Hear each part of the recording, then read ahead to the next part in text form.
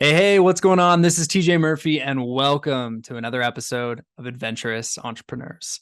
My guest today is Eric Recker.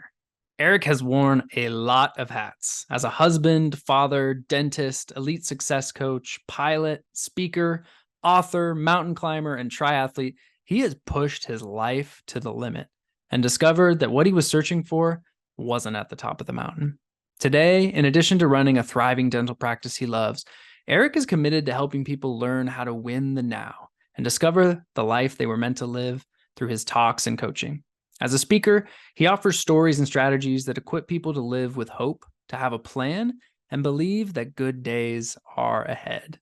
Just a few of the golden takeaways Eric shares in this episode are lessons learned from climbing Mount Kilimanjaro, the difference between achievement and fulfillment, how to avoid burnout, and what it means to truly win the now. So, without further ado, this is me and Eric Recker.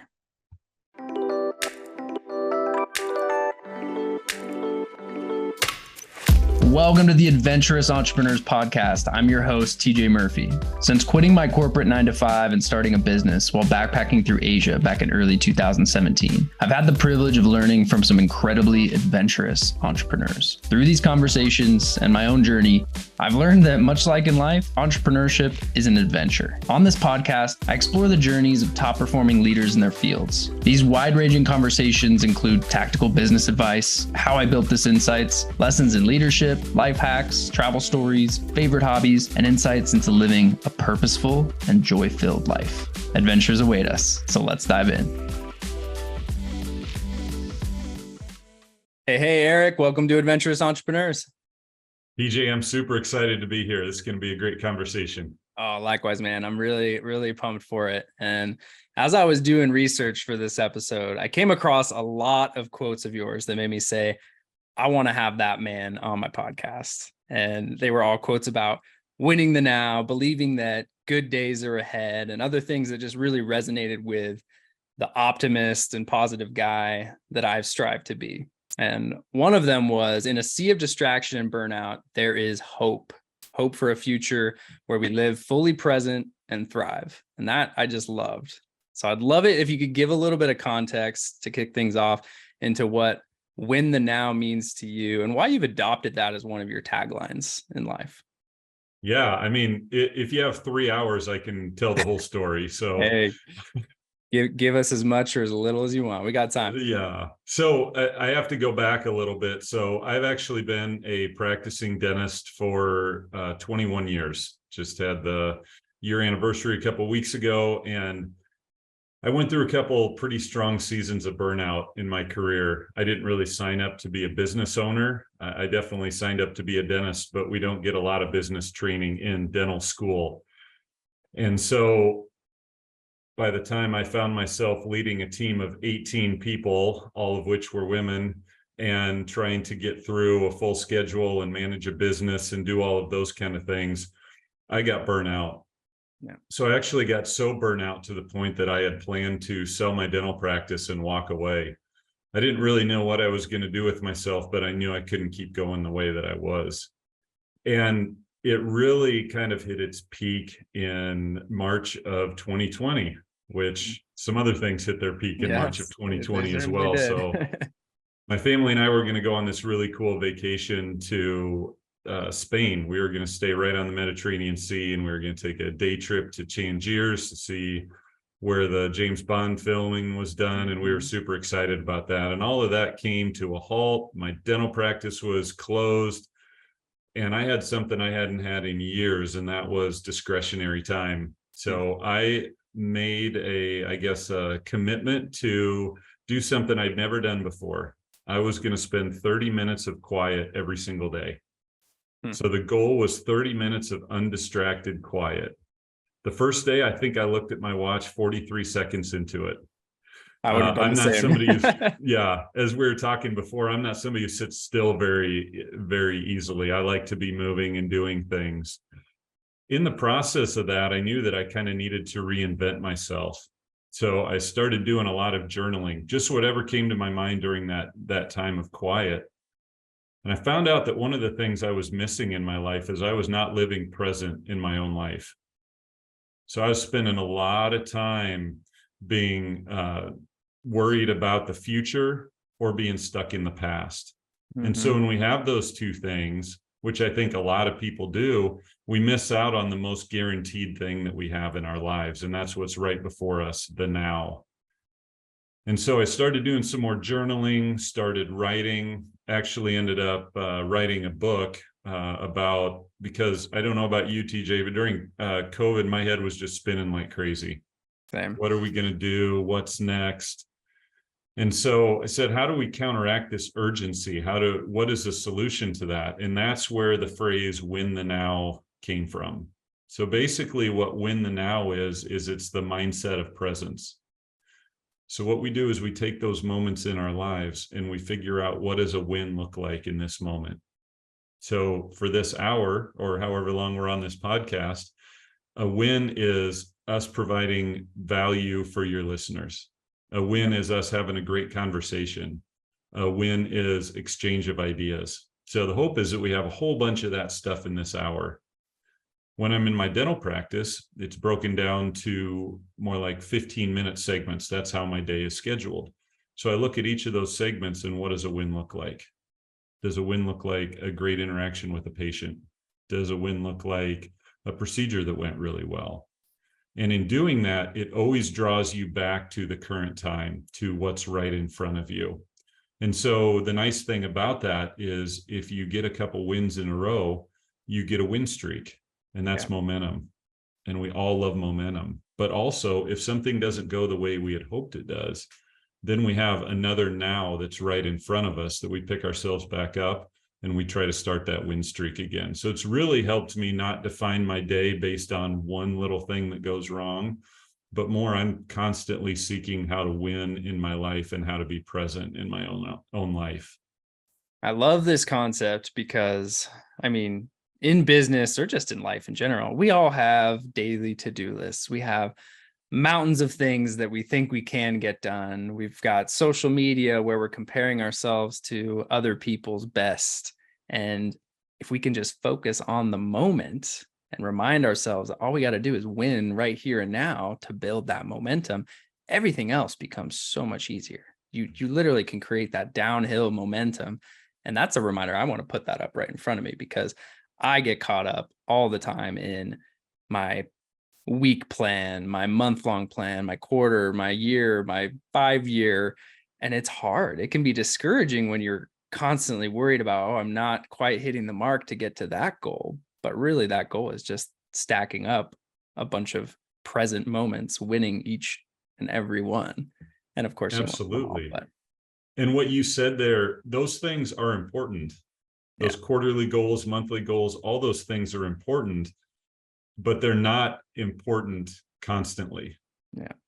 It's those little habits, those little things that we do in the now that help us work towards those things. If a goal seems insurmountable, which sometimes they do, what can we do in this moment to get one step closer to that goal? The whole 1% better thing, the compounding of that. So I really like it. The people that I've been able to do keynotes with to teach the concept, my coaching clients that I've been able to work with, it just is, it's when we don't have any guardrails on our time, it's so easy to pick up our phone and all of a sudden we're 2 hours into videos, or go down that, well, we just looked at Facebook, but we better look at it again in case somebody else posted, or Instagram or LinkedIn or whatever it is.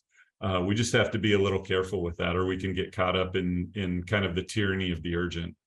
Yeah, I couldn't agree more. And on the topic of insurmountable goals, you've summited some big mountains in your life, including Mount Kilimanjaro, which is a bucket list for me. What has climbing these peaks taught you about overcoming life's mountains? And can you just share that story about summiting Kilimanjaro with us? Because that sounds insane. Yeah, it was such a cool experience. So I'm a storyteller. That's kind of what I do. You probably already know that after the few minutes we spent together. But one day in my dental office at lunch, I asked everybody to share their bucket list items. And I gave everybody a few minutes to kind of think on it. I was amazed. The bucket list has always kind of been something I've kind of kept track of, kind of a list of things I'd like to do. And it turns out most of the people in my office hadn't done that. But anyway, we went around and I started and I shared that I would like to climb Mount Kilimanjaro. That was kind of number one on my list. I've always been somebody who's up for a challenge. I didn't know anything about the logistics of what that looked like, but I just wanted to do it. So I threw it out there. So everybody went around. It was a great time of sharing. It's a great way in an office setting to get to know people, just to hear what they're excited about. And then if you have any connections to help them make those things happen, it gets really cool. So, all right, we get done with our meeting and I've seen my first patient for the afternoon. And then in the hall, one of my hygienists stops me and she said, "Hey, Dr. Eric, you wanted to climb Mount Kilimanjaro?" And I said, "Yeah." And she said, "Well, that's interesting because at our church, we had a missions conference last week. And there's a guy named Kurt whose family has a mission that they run in Tanzania." And I said, "Oh, really? And Tanzania is where Mount Kilimanjaro is?" Yep. And in 6 months, he is taking a team up Mount Kilimanjaro to raise money for the mission. Oh, really? So through that, I went home that night and I told my wife, I said, "Hey, I think I'm going to climb Mount Kilimanjaro." And I have the most supportive wife in the world. It's unbelievable. Amazing. And so she said, "Okay, let me know more." And so that's kind of how it got started. And the really cool thing is there's a team of 7 of us, and altogether we were able to raise almost $65,000 for this school. Phenomenal. Which was amazing. And in the midst of that, what you can do in a foreign country as far as building, as far as what you can do with money is unbelievable. So they were able to build 2 classrooms. They were able to build an administrative room, add some technology, a whole bunch of stuff. Wow. So that's kind of the story of how I got to climb there. But what was interesting at that point in my life is I was probably climbing the mountain just for the sake of climbing the mountain. Mm-hmm. So I don't know if you've seen, yeah, I don't know if you've seen this in your life, TJ, but as we're doing things, as we're climbing mountains, as we're trying to accomplish all of these things, if we don't have a real reason for why we're doing it, then when we do it, we're just right on to the next thing. Yeah.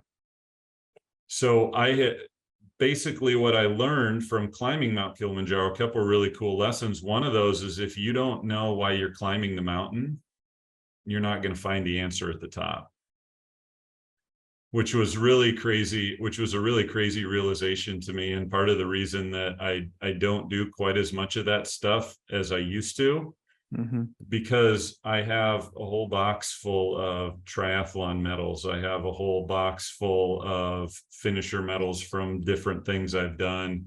And really what it amounted to was a ridiculous amount of time commitment that pulled me away from a lot of different things that I could have been doing with my family. Not that these pursuits are bad, but I was climbing the mountain just to climb the mountain. Now, in this case, we raised a whole bunch of money and that was amazing, but I felt like I was just climbing the mountain for the sake of climbing the mountain. And when I did that, I would kind of eventually get to be, I don't know if you saw the Netflix documentary about the guy who climbed the 14 peaks and Oh, I did. That was amazing. I loved that. Do you remember what he said when he got done? No, not off the top of my head. So that they asked him, they said, "What's next?" And he said, "Bigger, better, I'm on to more." And I thought, dude, what's more than what you've already done? Yeah. So I think we have to have that guardrail on a little bit. I think we have to, achievement is great, but if all we're doing is achievement for the sake of achievement, at some point we're going to burn out. Absolutely. There has to be fulfillment at the end of it, right? I think something I've just come to realize from talking to people who by all means are seemingly far more successful than I am. Bigger bank accounts, nice cars, lavish lifestyles, massive businesses, all the things that society would typically define as successful. But what I've seen time and time again is that doesn't automatically translate to fulfillment. People build these massive businesses, and just like climbing the mountain, there's no reason at the end they're still unhappy. They're still not living that purposeful, fulfilled life. I'm curious for you, because you work with a lot of people who probably have a similar experience. Can you share how you look at that, and more specifically, how you help people to get clear on what is important, why it's important, and how they can make a plan to move forward towards a path of fulfillment in whatever pursuit or whatever journey they're on? Yeah, I think what's really interesting, and where I maybe have a perspective to be able to do this, is I had the courage to step away a little bit from my regular job. So Yeah. when I was about ready to walk away, I had an associate that worked for me that was going to buy my practice.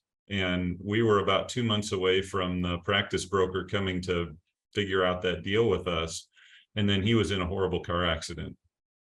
And so through a series of events, we just decided that it wasn't going to be a good fit anymore. And so moving forward, that's when I had yet another round of burnout, because I was stuck in the situation. What in the heck am I going to do?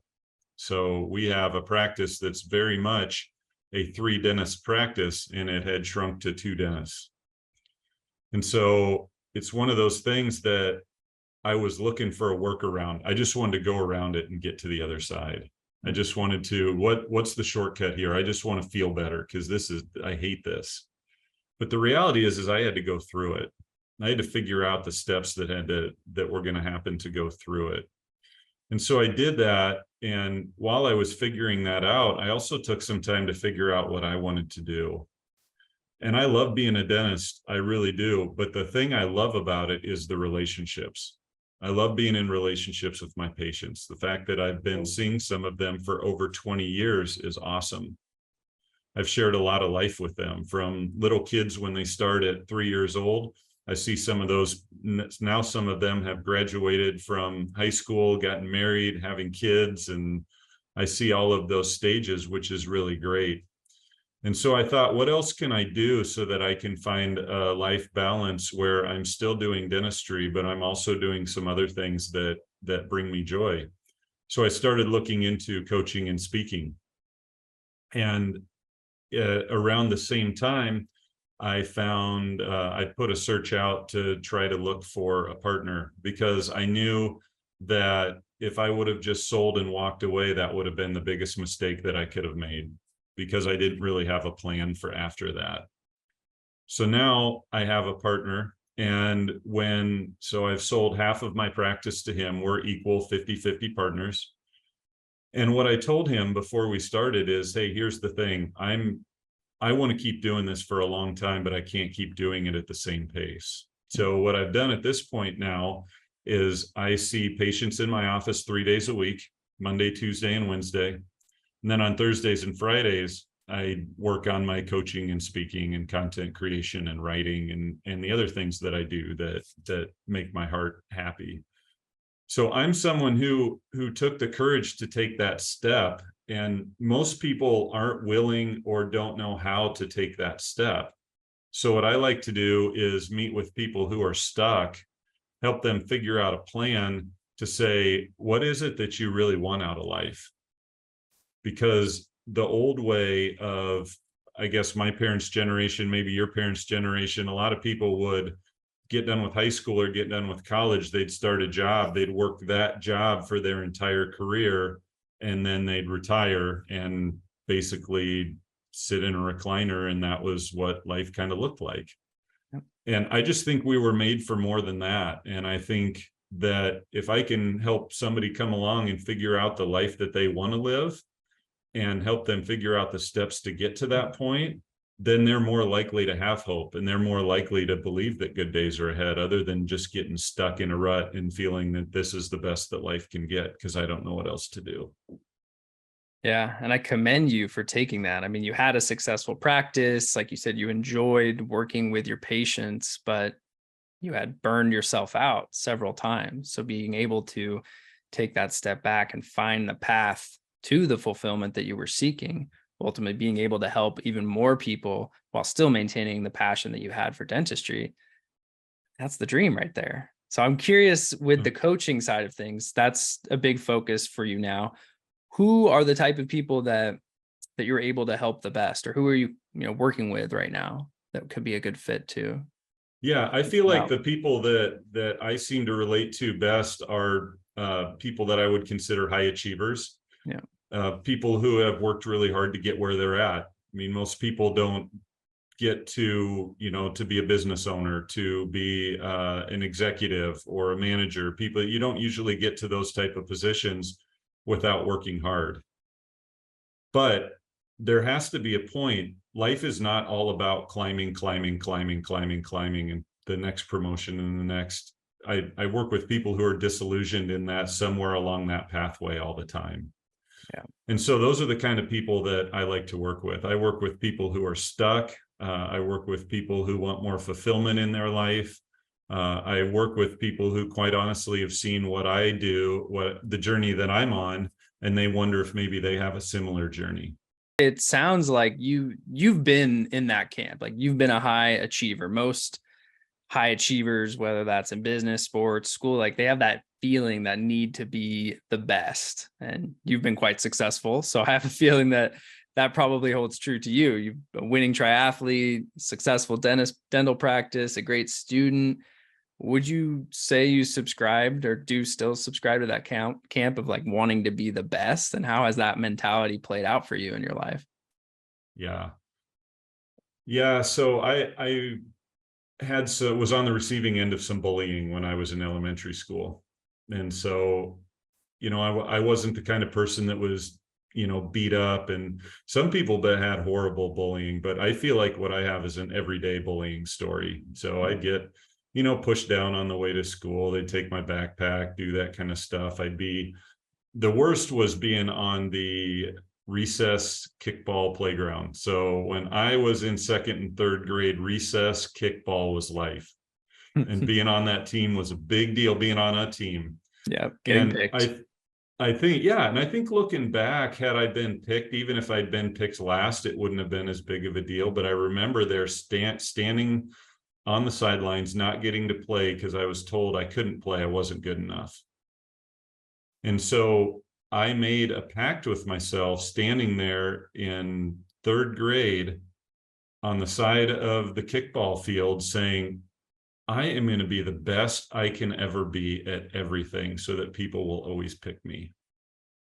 And it really wasn't until a few years ago that I realized that I was still pushing myself as hard as I was for people who had moved on from me 35 years ago. And so that was really a turning point for me. And so, yeah, I have to keep myself in check, because if I hear of something that I can do or achieve, yeah, I might go after it. But I'm getting a little bit better at counting the cost, because everything we do has a cost. It Yeah. has a cost in time. It has a cost in opportunity. And so I just want to make sure that I'm making the right choices moving forward with my life, and then being able to help other people make the right choices in their life. So on that same vein, I mean, there must have been times throughout your business, throughout your athletic pursuits, where in that pursuit of being the best, you experienced failure. You didn't achieve being the best, or you had setbacks along the way. How did you navigate those moments as someone that did prescribe as being such a high achiever, and what lessons did you learn along the way? Yeah. So I I don't like to lose. Yeah, no, I don't I, either. I don't know too. I'm guessing, and this is just a hunch, that most of the people that are listening to your podcast don't like to lose very much. I think it's a fair bet. Yep. Yeah, yeah. We all like a win. Uh, but yeah, I had a year that I had a lot of success in triathlon, and I had one that I was really banking on. And I learned a very valuable lesson. We were in the swim, and it was kind of like, this was a big triathlon, a lot of people starting at the same time. So I equate that swim start to kind of like a koi pond. So if you ever seen a koi pond, when it's feeding time, they're just flopping all over each other. And yeah, so that's the swim start of a triathlon in a lot of Oh, cases. that's like my worst nightmare. Yeah. I'm not a great swimmer. I wasn't at the beginning either, but Yeah. I got kicked really hard in the leg. At the beginning of this, I was probably 100 meters into the swim, and I reached down to my ankle, and my timing chip was gone. Oh no. So this was going to be about a 2.5 hour race. And my race was over as far as any awards or anything are concerned. So this was new territory for me. And let me tell you, after that, my timing chip had probably 4 safety pins in it, because that was never going to happen again. Yeah. But I had to sit in that failure, and I had to decide, okay, this was a failure. What can I learn from it? And so I learned a powerful lesson that we are going to fail in life. And I had the choice right then to get out when I got done with the swim, to just get out of the water. And that was it. That would have been my race. No. I wasn't going to do that. I certainly wasn't going to do that. Racing for a medal or not, it really didn't matter. I was going to finish the race. And so the perseverance is huge after we fail. We have to keep moving. Failure is inevitable, and some of the best breakthroughs that have ever happened have happened on the heels of a failure. So if we don't have the failure, oftentimes we're not going to have the breakthrough. We're just not going to have these easy lives that I think deep down we'd kind of like to have, because we have to go through those different adversities to make us stronger. Yeah. And it wasn't the only time that I got a DNF in a triathlon. Another time I had an equipment problem that I couldn't do anything about. But I think what says the most about us, one of the most powerful things about us, is what we do in the face of failure. How do we get back up? How do we get better? I got better at a lot of things in life because of that failure in that race. I learned to not give up. I learned that perseverance is the way to go. And I also learned to encourage other people that I've seen in similar failures, that this isn't the end of the road. This is going to lead to a better thing. And the redemption that could come from this could be way more powerful than had it not happened. 100%. If you're not failing enough, you're just not going to have that quick runway, or as quick of a runway to get where you want to go. At the end of the day, when we learn through our failures, when we learn to persevere through our failures, like you did on those 2 occasions with things that were totally outside of your control. Like, I mean, people could get very upset over something like that because of the fact that you had no control over the situation whatsoever. So to keep going and learn, okay, I'm going to pin up my ankle bracelet or whatever it is a little bit better next time. I'm going to make sure that maybe I give myself a little bit more room in the start, even if that means a slower start. That's going to keep me going and keep me away from the crowd where I might potentially have some issues. So yeah, I love that. And I would like to say that I handled it really well. Yeah. I did not. Well, I was not very fun to be around. Yeah. I mean, how could you not be? Yeah, exactly. So it sounds like you're, at least in this season of life, big into self-care with that 30-minute of quiet practice that you went through during COVID, the journaling that you did during that time. Can you share some self-care practices that you prescribe to yourself and how they help you? Yeah, absolutely. I'm becoming more of a fan of self-care all the time. Me too. Yeah, it's crazy. And the fact that you're realizing that where you're at in your life, I mean, it is going to help your trajectory so much. I think we feel like we can't be selfish, but the reality is, if we don't have anything to give, we can't give anything. So we have to take care of ourselves. We have to get filled back up so that we can help other people. so that we can live a life of impact. Because I believe that everything that we do is about impact.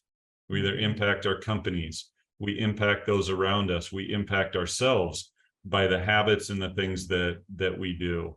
So for me, a couple things that I love, I'm super spoiled. I live 2 miles away from my workplace, which is amazing. So more days than not, I walk to work.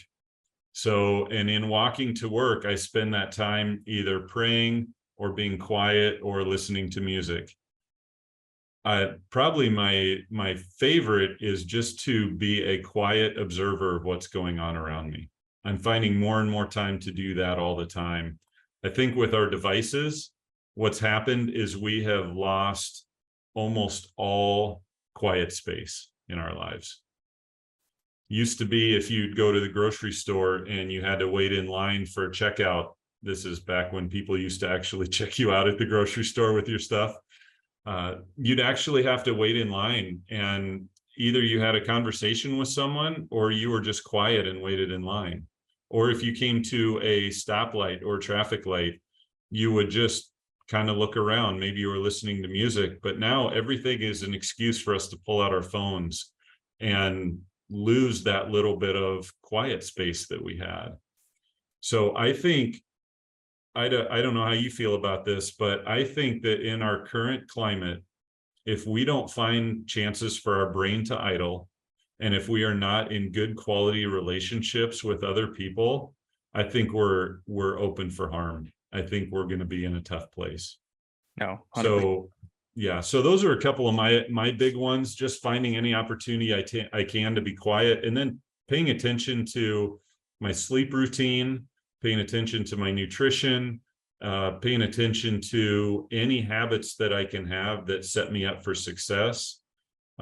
Just simple things like laying your clothes out the night before, so when you get up in the morning, you don't have to think about that. One less decision. Yeah, because decision fatigue is a real thing, and if we can minimize those decisions, that's a great thing. So I'd say those are a couple of the big ones that I really try to work on. Yeah, the quiet piece is something that I just had a realization about recently. I've always been someone that I love people watching. I love walking and just thinking and listening and seeing what's going on around me. But over the last couple years, I've gotten really into podcasts. I love podcasts. I learned so much from so many different people through podcasts. So whenever I'm running, walking, in the car, whatever, I tend to be listening to a podcast. But I've also had this realization lately where I'm like, oh, wait, I also enjoy running with no sound, to just be introspective and like take in the beauty around me and just be quiet. So I've started doing that at least once a week. I run a couple times a week. So having one run where I just leave the phone at home, leave my headphones at home, and just go out and run.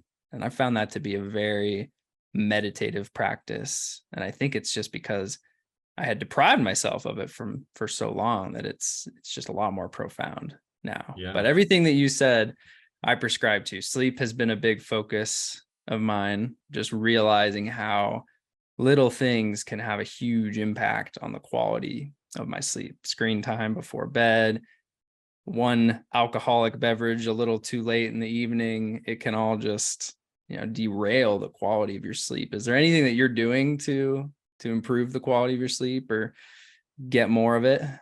Yeah, I would say one of the biggest things for me is just having the Garmin watch that I have.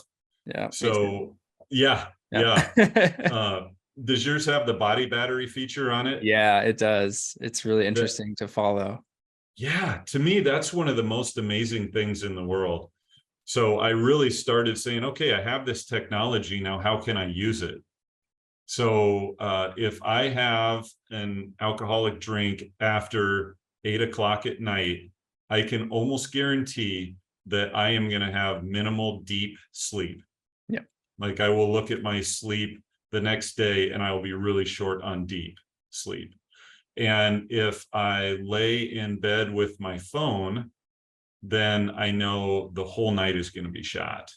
So I kind of think in terms of, all right, what is my wind down routine before I go to sleep? And in an ideal world, it would be about an hour of unstimulated time before I go to sleep. So not looking at my phone and not looking at screens, and probably 2 hours without an alcoholic drink. Yeah. So I really try to do those things. As far as sleep hygiene, try to sleep at a consistent temperature every night. Try to have our room be as dark as possible. But that body battery thing, boy, I think we could probably talk the whole hour about that. But I'm Seriously. amazed when I look at that thing and I think, boy, I'm just feeling a little sluggish. Yeah. I look on there and that number, which for those who don't have it, it gives you a number between 1 and 100 in real time of where it kind of thinks your energy reserves are for the day based on sleep the night before, based on activity, all of those kind of things. But when I'm feeling sluggish, usually that number's pretty low. Yeah. I've found it to be 90% of the time accurate. If I'm feeling sluggish and I look at it, my body battery is low, very low. Yeah. And the Yeah. sleep score, I also pay a very close attention to that, because especially with alcohol, like if I have more than one drink after 5 p.m., it is very hard for me to get a sleep score above 60. Whereas my normal would be like 89 to 93. And that's a 0 to 100 scale based on deep sleep, REM, just the amount of time spent asleep versus awake, kind of tossing and turning, all that stuff. And so, same as you, just paying attention to that, noticing the two biggest things being alcohol and screen time before bed, limiting those has had a profound impact on the quality of my sleep and the energy I have the following day. Yeah, absolutely. And I know you've noticed this. What's difficult for me is I can take the numbers that I get from my watch. I have to be really careful because I can take those as basically gospel truth. So I can say, oh boy, I'm starting out, my sleep score was 60 last night and my body battery says 70 to start the day. It's gonna be a tough day. It's going to be a crappy day. Yeah. No, it's Doesn't have to be. not. No. We're high achievers. We can get through the day. There's no reason we can't get through the day. However, if there is a mountain level decision that has to be made and we don't feel like we're fully there, it might be a day to kick that down. It might be a time to kick that down the road a day. But even more importantly than that, I know I need to have a good routine that evening. I need to try to maybe get a little more quiet during the day. I need to maybe at lunch, instead of trying to get caught up on work, sitting at my computer, maybe I lay on the couch in my office, even for 15 or 20 minutes, and just close my eyes and see if I can recharge a little bit. Yeah. I think the biggest takeaway there for anybody that wants to improve the quality of their sleep, just improve their energy levels, having a tool, whether it's a Garmin watch or, an Oura ring, there's so many different wearable pieces of tech now that you can use, but finding something and actually starting to pay attention to those specific things that we talked about. And there's of course many other factors that can contribute to the quality of your sleep and your energy levels, but just starting to pay attention to it and not taking it as gospel, like you said, and just writing off a day if you make a mistake. But for me, it's helped me not only get better sleep and have more energy, but like cut back on some bad habits, like having an alcoholic beverage too late in the evening on a weekday, which I did last night because we just happened to be out and about and ran into a buddy. And, of course he was like, come join us. And we had a glass of wine and chatted, and sometimes it's worth it, but definitely looking at my watch this morning, I was like, yep, all right, that one definitely had an impact too. So yeah. And those are tough ones. And this too, because catching up with your buddy was super life-giving, right? Oh yeah. And you lifted him up, he lifted you up. But it's all a learning thing, a learning process. And I think we don't give self-awareness nearly enough time in our lives to understand where we're at and where we want to go. If you have a day where you're and if you don't have the body battery, no worries. Just figure out where you're at. Know where you're at. Like I'm a 4 on a 1 to 10 scale today. I don't like that I'm a 4, but I'm a 4, and I have to understand that. But what can I do to maybe get to a 6 tomorrow? Or what can I maybe do to get to a 7 in a couple of days? What are a couple maybe small but significant things that I can do to move the needle, to get me a little bit better towards the best version of myself? Or we can just say, man, I'm a 2 today. This sucks. Today's just going to suck. And nothing good happens from that. No, it doesn't. So in that pursuit of being the best version of yourself, can you share a goal that you're currently working towards and maybe some steps that you're taking to reach it, just to give people a sense of like how you think about achieving goals? Yeah. So I'm in the process of writing a second book, and it's a book about self-care. So I'm super excited about it. I think you can hear the passion as I talk about it. But I've written it through one time, and my goal is to have it ready to be edited by the end of September. So that's my goal. So basically what I'm doing is working backwards from that. Yeah. So I am about halfway through my rewrite and adding some things in. I'm doing an event next week, and I'm looking forward to getting a little bit of feedback to see if there's some holes that I need to fill in it. But to have that end of September date, if it doesn't get done, the world's not going to fall apart. It's definitely not, but it's figuring out what's my 1% step that I need every day to get closer to getting that done. I have some goals for some coaching clients that I'm working to onboard and some stuff like that. But I would say the biggest goal I have right now is that book goal. And then as far as professionally, my business partner and I are working on implementing some traction concepts in our practice. Okay. So just meeting on a regular basis and trying to work through some of those things. So on that second one, because like with a book launch, you have a date that's set. So it's very linear to work backwards and know the steps that you need to take. For something that's a little more ambiguous, how do you approach setting the goal and then knowing what needs to happen in order to achieve it? Yeah. So I think one thing that's super important, and I'm a big John Acuff fan. I'm not sure if you're familiar with his work with goals, but he talks about goals being specific, measurable. Okay, I am familiar then. And attainable. Yeah. So I think there's a big danger in setting goals that aren't attainable. And there's a danger in setting goals that aren't specific. Weight loss goals are super common. Yeah. I want to lose weight. That's a desire, not a goal. Mm-hmm. I want to lose 10 pounds as a goal. Okay, so I want to lose 10 pounds.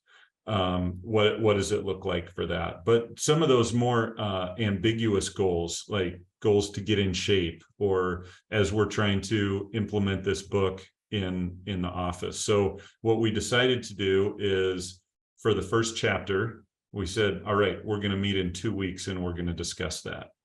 So we're not necessarily trying to figure out when the finish line is going to be. It's what's the first step that we need to bite off. Okay, first step we need to bite off is this chapter. Here's when we're going to discuss it.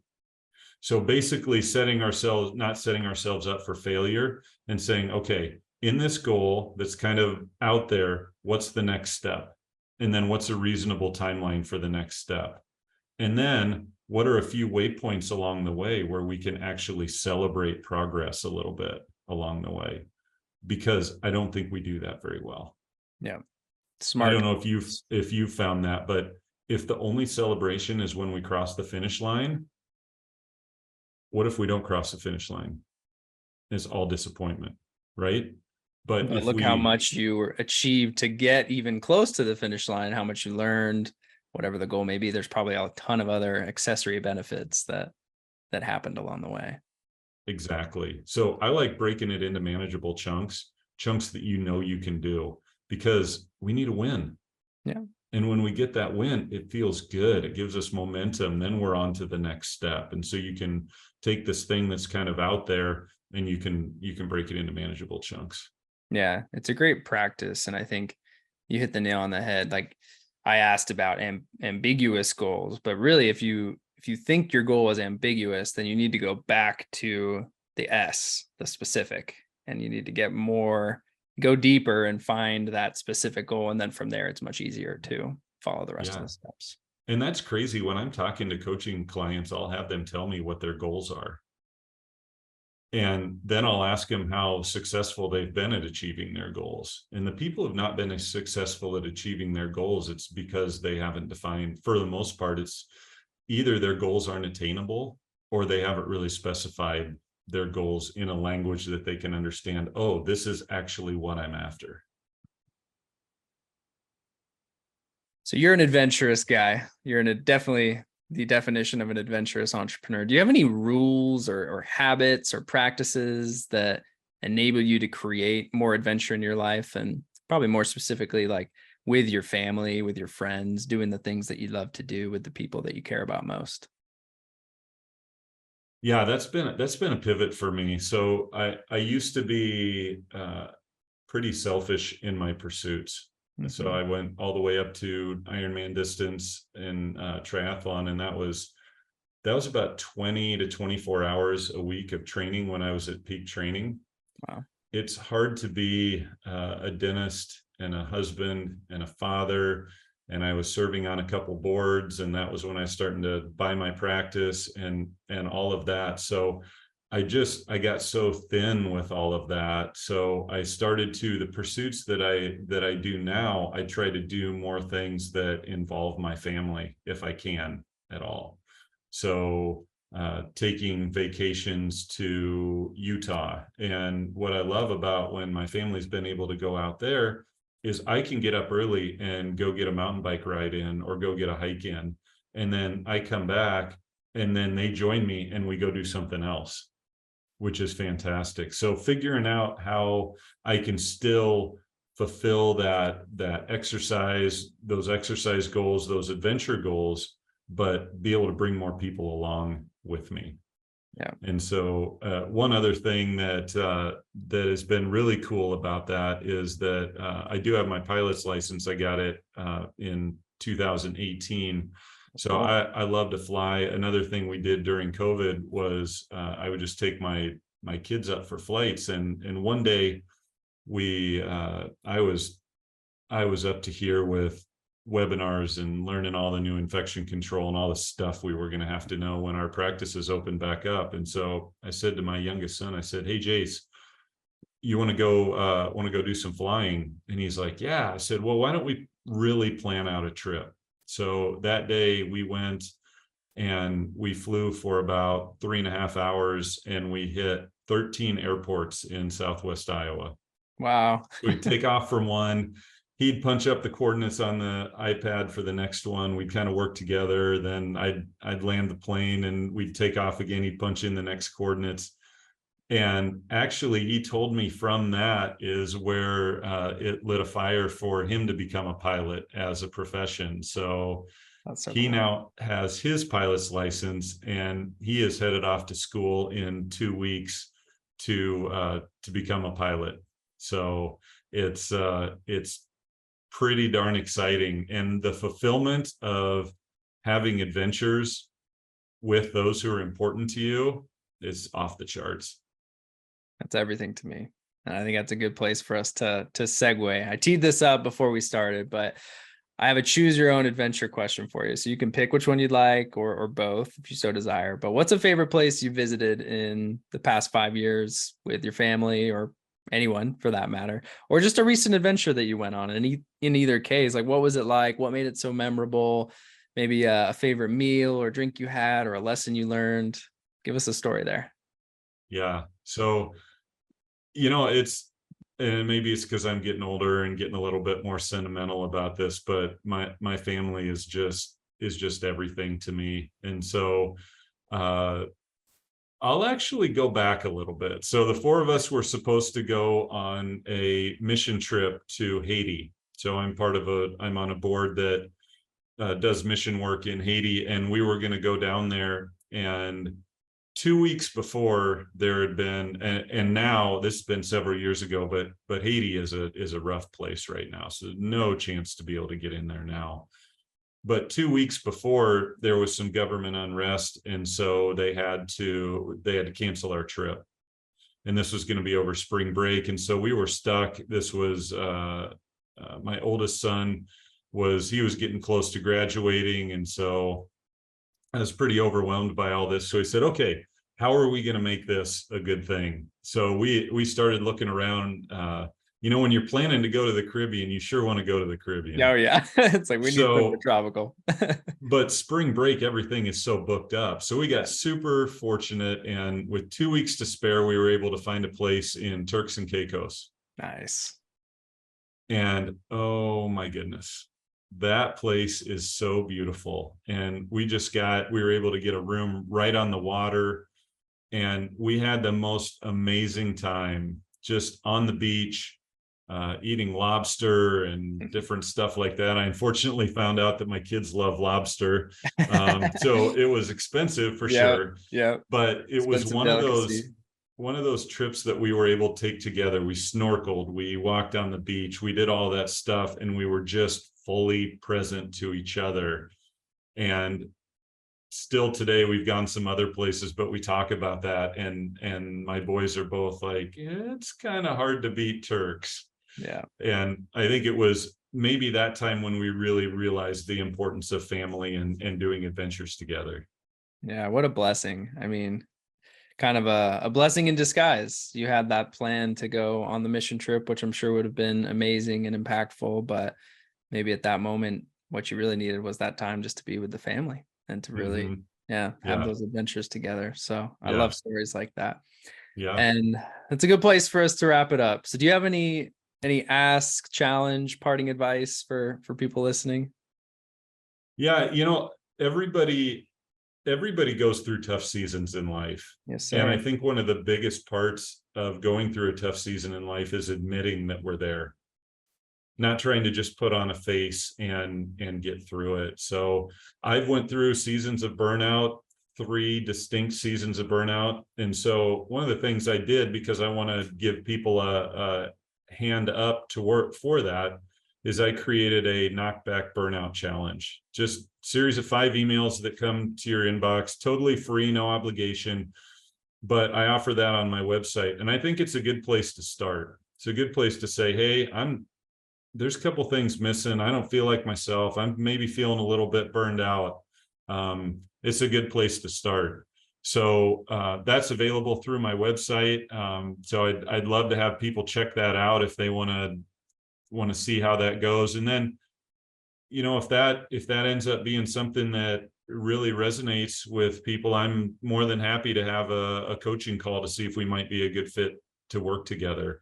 But everything starts with self-care and self-awareness. And so if you're not paying attention to that, I think you're really exposed and at risk for some bad things to happen. Yeah. Got to take care of ourselves. That's priority number one. Ourselves, and then the people around us. So we're definitely going to drop the link to the Knockback Burnout Challenge in the show notes. Where's the best place for people to connect with you? Links to socials, anything like that? Yeah. So the easiest place is just to go to my website. So on the front page at the bottom, it's got links to my LinkedIn, Facebook, Instagram, all that kind of stuff. And all on the website, there's stuff about my speaking and coaching and books and all kinds of stuff like that. So that's kind of home base for me. Perfect. We'll make it very easy for people to find you, put links to everything in the show notes. And Eric, thank you. This has been a wonderful conversation. I would love to get together in person sometimes. I think we're definitely people that could vibe well together and have some fun adventures. So thank you for your time. Yeah, I couldn't agree more, TJ. That'd be great. Thanks for having me. To all of our Adventurous listeners, thank you for tuning in to today's episode. Please be sure to subscribe, download, and share this on social media or with someone you know will get some value from it. Leaving a review goes a long way in helping people find the show, and I personally appreciate reading them when they come in. So please go drop one if you have the time. We'll see you all next week, and remember, Whether we're talking about business or the things that bring us joy outside of work, life is meant for exploring. So go out there and live it one adventure at a time.